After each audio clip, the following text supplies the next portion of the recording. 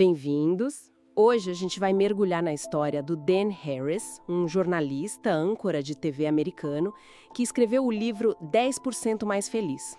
Isso aí. É a história de como ele, um cara super cético, sabe? Acabou encontrando a meditação. E de um jeito bem inesperado, né? Depois de uma crise daquelas. Exato. A ideia é contar essa jornada dele, que é bem interessante. Um cara ambicioso no meio do jornalismo, correspondente de guerra. Imagina a pressão. Pois é. E aí ele tropeça na meditação, cheio de desconfiança no começo. Vamos ver o que ele descobriu. O ponto de partida é esse muito forte, né? Um ataque de pânico que ele teve ao vivo. Ao vivo. Em 2004, no Good Morning America. Imagina o susto. Nossa, em rede nacional, ele era jovem, estava subindo na carreira, e ele descreve isso, essa perda de controle total, um medo paralisante, na frente de todo mundo. Muita vulnerabilidade. E claro, isso não surgiu do nada, né? Tinha um histórico ali. Sim. Anos cobrindo guerra, Afeganistão, Iraque, muita atenção no trabalho na ABC News, e ele conta no livro, né, que usava drogas recreativas para tentar lidar. Cocaína, êxtase. Ele menciona isso como uma automedicação para uma depressão leve, para o estresse. Exato. Então, o ataque de pânico foi quase que a conta chegando, digamos assim. Essa mistura toda explodiu. E aí começa a busca dele por entender o que tinha acontecido, né? Ele até reluta um pouco em admitir o uso das drogas. Normal, né?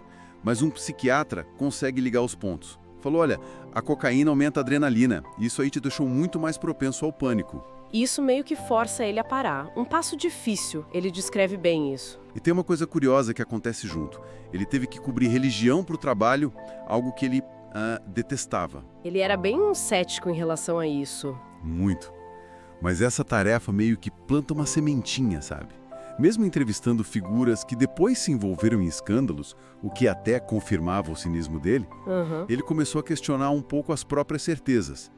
Havia a complexidade das pessoas ali. Interessante. E a exploração dele continua? Ele vai atrás de gurus de autoajuda, tipo Eckhart Tolle? Ah, sim. O Tolle fala daquela voz na cabeça, né? O diálogo interno que não para. E o Harry se identifica na hora com isso, mas fica frustrado porque o Tolle não dá um passo a passo prático. Fica meio no conceito, né? Depois ele encontra o Deepak Chopra, mas aí a mistura de espiritualidade com autopromoção deixa ele com o pé ainda mais atrás. Bem cético mesmo. A virada de chave vem depois, quando ele começa a ler sobre budismo e meditação. Foi indicação do psiquiatra Mark Epstein. Mas a resistência era enorme, né? Ele associava a meditação com estereótipo hippie, coisa assim. Total. E duvidava que conseguiria acalmar a própria mente. Aquela coisa da mente de macaco, que pula de galho em galho, de pensamento em pensamento. Sim, sei bem como é. Mas aí, a ciência começa a entrar na jogada. Estudos mostrando benefícios reais da meditação para o cérebro, para o bem-estar.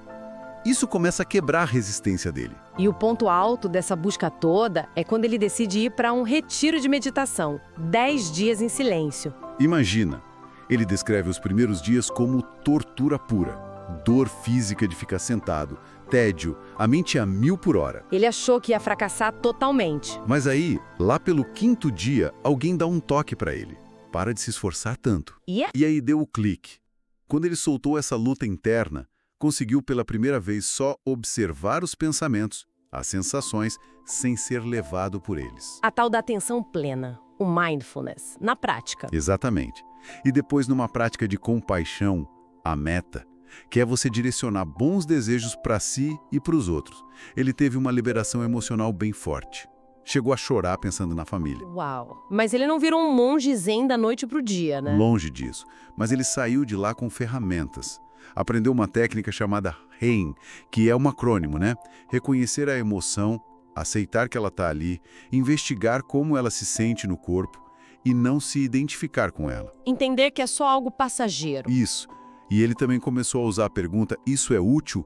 para cortar aquelas preocupações que não levam a nada. Bem pragmático. Ferramentas práticas mesmo. E como foi levar isso para a vida real? Para o trabalho? Para a ambição dele? Esse foi o grande desafio. Ele continuou ambicioso, competitivo. A questão virou como equilibrar. Como responder em vez de só reagir impulsivamente. Ele até brinca que às vezes tinha que esconder o zen no trabalho para ser mais assertivo.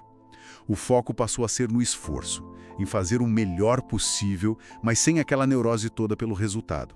É uma busca, né? Uma busca constante. E a conclusão dele no livro é bem pé no chão. Super realista. Meditação não é mágica, é treino. Um treino mental. E esse treino o tornou, nas palavras dele, 10% mais feliz. Que seria mais resiliente, menos reativo. Isso, mais resiliente, menos explosivo, um pouco mais compassivo até, mas sem perder a essência dele, cética, ambiciosa. É uma melhora, não uma transformação radical. Faz sentido. Uma melhora de 10% já é bastante coisa, né? Com certeza, e ele destaca muito como a ciência está validando essas práticas, tirando aquele véu místico e mostrando valor prático para foco, para calma, para empatia.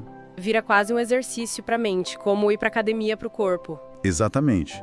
A jornada dele mostra isso, que explorar a mente não é só para monge, é ferramenta concreta para a gente lidar com essa voz interna que todo mundo tem. Sem dúvida. A ideia que fica forte é essa. Bem-estar, calma, não são coisas fixas que você tem ou não tem. São habilidades. Habilidades que podem ser treinadas, cultivadas, mesmo que o resultado seja só 10%. É um caminho contínuo. E fica aquela reflexão final, né? O quanto essa voz na cabeça realmente dita as nossas reações no dia a dia. O que poderia mudar se a gente conseguisse só observar ela um pouquinho mais sem ser totalmente levado junto?